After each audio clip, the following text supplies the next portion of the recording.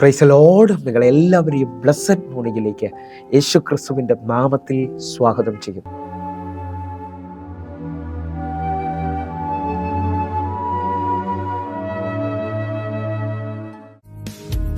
പരിശുദ്ധാത്മാവേ എന്നിൽ നിറയണമേ, നിന്നഭിഷേകം പകരണമേ, തിരുഹിതം എന്നെ നിറവേറുവാൻ ആത്മാവിൻ ശക്തി എന്നിൽ ചൊരിയണമേ, തിരുഹിതം എന്നെ നിറവേറുവാൻ ആത്മാവിൻ ശക്തി എന്നിൽ ചൊരിയണമേ. മുട്ടോളം പോരാ ശക്തി, അരയോളം പോരാ ശക്തി, മുട്ടോളം പോരാ ശക്തി, അരയോളം പോരാ ശക്തി, നിന്നിട്ടല്ലാതെ കടപ്പൻ വയ്യാത്ത അത്യന്ത ശക്തി എന്നിൽ ഒഴുകിടട്ടെ.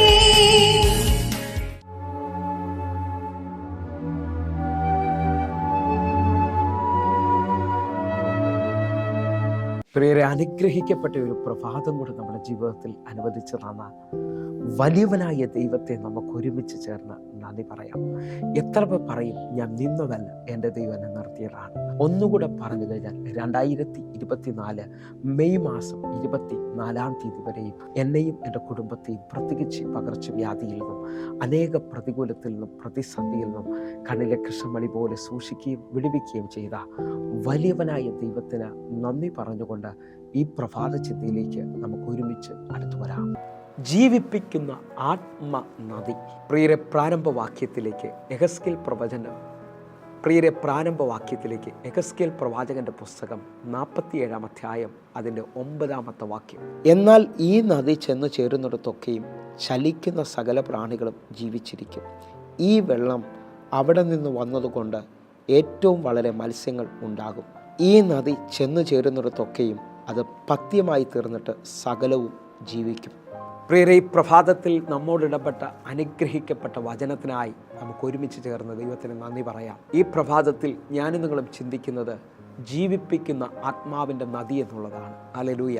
നിങ്ങൾ വിശ്വസിക്കുന്നവരാണെങ്കിൽ, നിങ്ങളുടെ ജീവിതത്തിനകത്ത് എല്ലാ വഴിയും അവസാനിച്ചു, രോഗത്താൽ ഭാരത്താലൊക്കെ നിൽക്കുന്നവരാണെങ്കിൽ, ഇതാ ജീവിപ്പിക്കുന്ന ആത്മാവിൻ്റെ നദി. ഈ നദി ചെല്ലുന്നിടത്തൊക്കെയും സകല പ്രാണികളും ജീവിക്കുമെന്ന് എഴുതിയിരിക്കുന്നത്. നിങ്ങളുടെ ജീവനില്ലാത്ത അവസ്ഥകളിൽ ഇതാ ഒരു നദി ഒഴുകി വരികയാണ്. അഭിഷേകത്തിൻ്റെ നദിയിൽ എത്ര പേർ വിശ്വസിക്കുന്നുണ്ട്? ദൈവത്തോട് ഈ പ്രഭാതത്തിൽ മുട്ടിപ്പായി അപേക്ഷിച്ചാട്ടെ, ഒരു വലിയ ദാഹത്തെക്കുറിച്ച് പറഞ്ഞാട്ടെ, കർത്താവേ, അങ്ങയുടെ ആത്മനദിയിൽ എന്നെ ഒന്ന് ഇറക്കണമേ.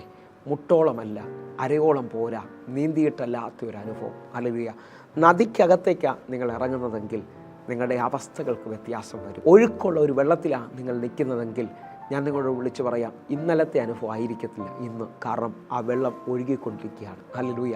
ഒഴുക്കില്ലാത്ത കെട്ടിക്കിടക്കുന്ന വെള്ളത്തിനകത്താണ് ദുർഗന്ധം ഉണ്ടാകുന്നത്, അല്ലെങ്കിൽ നാറ്റം വമിക്കുന്നത്. നിങ്ങൾ വിശ്വസിക്കുന്നവരാണെങ്കിൽ നിങ്ങൾ ഒഴുക്കുള്ള വെള്ളത്തിനകത്താണ് നിൽക്കുന്നത്, ആ ഒഴുക്കുള്ള നദിക്കകത്താണ് നിൽക്കുന്നത്. ഇന്നലത്തെ അനുഭവത്തെക്കാൾ ഈ മെസ്സേജ് കേട്ടുകൊണ്ടിരിക്കുമ്പോൾ തന്നെ പരിശുദ്ധാത്മാവിൽ ആഴമായി വിശ്വസിക്കുന്നവരുണ്ടെങ്കിൽ നിങ്ങൾക്കൊരു പുതിയ അനുഭവം ഇതാ ആത്മാവിൻ്റെ നദി തരുവാൻ പോവുകയാണ്. ഹല്ലേലൂയ.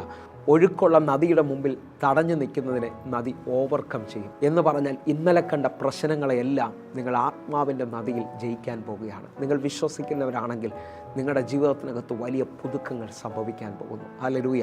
ഈ നദി ചെല്ലുന്നിടത്തൊക്കെയും സകല പ്രാണികളും ജീവിക്കുമെന്ന് പറയുമ്പോൾ നിങ്ങളുടെ ജീവിതത്തിനകത്ത് ഇന്നൊരു ഭയങ്കരമായ ജീവൻ വെളിപ്പെട്ട് വരാൻ പോവുകയാണ്.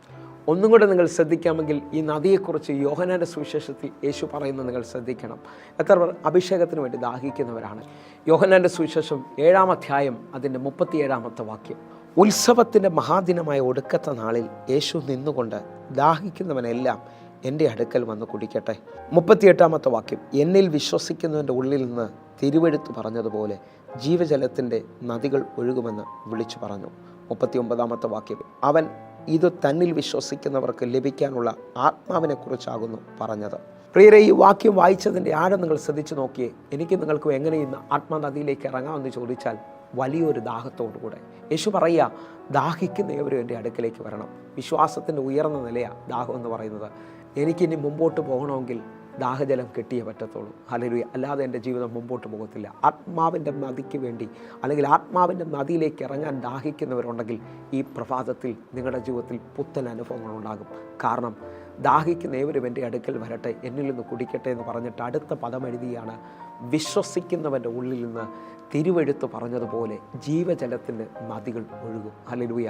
നിങ്ങൾ കർത്താവിൽ നിന്ന് കുടിച്ചാൽ നിങ്ങളിൽ നിന്ന് അത് ഒഴുകുന്നതാണ്. ഹല്ലേലൂയ. നിങ്ങളായിരിക്കുന്ന ഭവനത്തിനകത്ത്, നിങ്ങൾ ചെല്ലുന്ന സ്ഥലത്ത്, നിങ്ങൾ ജോലി ചെയ്യുന്ന സ്ഥലത്തെല്ലാം നദി ഒഴുകും. നദി ഒഴുകുന്നുണ്ടെങ്കിൽ ഇന്ന് ഈ നദിക്കകത്ത് നിൽക്കുന്നവരെല്ലാം ജീവിക്കാൻ പോവുകയാണ് എന്ന് പറഞ്ഞാൽ, നിങ്ങൾ ഇടപെടുന്ന മേഖലകളിലെല്ലാം തടസ്സം മാറാൻ പോവുകയാണ്. ജീവൻ്റെ അനുഭവം ഉണ്ടാകാൻ പോവുകയാണ്. ജീവിപ്പിക്കുന്ന ആത്മാവിൻ്റെ നദി ഈ പ്രഭാതത്തിലും ഒഴുകുകയാണ്. നമുക്കതിനകത്ത് മുമ്പോട്ട് പോകാം. വിശ്വസിക്കുന്നവർ ഒരുമിച്ച് എൻ്റെ കൂടെ ചേർന്ന് പ്രാർത്ഥിക്കണമേ. നമുക്ക് പ്രാർത്ഥിക്കാം. ഞങ്ങളെ സ്നേഹിക്കുന്ന ഞങ്ങളുടെ നല്ല ദൈവമേ, പൂർണ്ണ ഹൃദയത്തോടെ എന്നെ കാണുന്ന ഓരോ മക്കൾക്കുമായിട്ട് അഭിഷേകത്തിൻ്റെ അടുത്തൊരു നിലവാരത്തിന് വേണ്ടി ഞാൻ പ്രാർത്ഥിക്കുന്നു. ഇവർ നദിയിൽ ഇറങ്ങട്ടെ, നദിയിൽ ജീവിക്കട്ടെ. ആ നദിയുടെ ഒഴുക്കിനകത്ത് ഇവർ മുമ്പോട്ട് പോകട്ടെ. അപ്പാ, ഇവരുടെ ജീവിതത്തിൽ പുത്തൻ അനുഭവങ്ങൾ ഉണ്ടാകട്ടെ. കർത്താവെ, ഇവർക്ക് വേണ്ടി അങ്ങ് പ്രവർത്തിക്കുന്നതിനായി സ്തോത്രം. ഇവരുടെ ജീവിതത്തിനകത്ത് പരിശുദ്ധാത്മാവിൻ്റെ വലിയ അനുഭവങ്ങൾ സംഭവിക്കട്ടെ. യേശുവിൻ നാമത്തിൽ പ്രാർത്ഥിക്കുന്നു. കേൾക്കണം പിതാവേ. ആമേൻ. പ്രിയരെ, ഈ പ്രഭാത സന്ദേശം നിങ്ങൾക്ക് അനുഗ്രഹമാകുന്നുവെങ്കിൽ നമ്മുടെ യൂട്യൂബ് ചാനൽ സബ്സ്ക്രൈബ് ചെയ്യും, ഫേസ്ബുക്കിലേക്ക് നിങ്ങൾ ജോയിൻ ചെയ്യുകയും ചെയ്യണമെന്ന് ഓർപ്പിക്കുന്നു. അതേപോലെ തന്നെ എല്ലാ ദിവസവും ഇന്ത്യൻ സമയം 6 മണിക്ക് നമുക്ക് സൂമിൽ ആരാധന നടക്കുകയാണ്.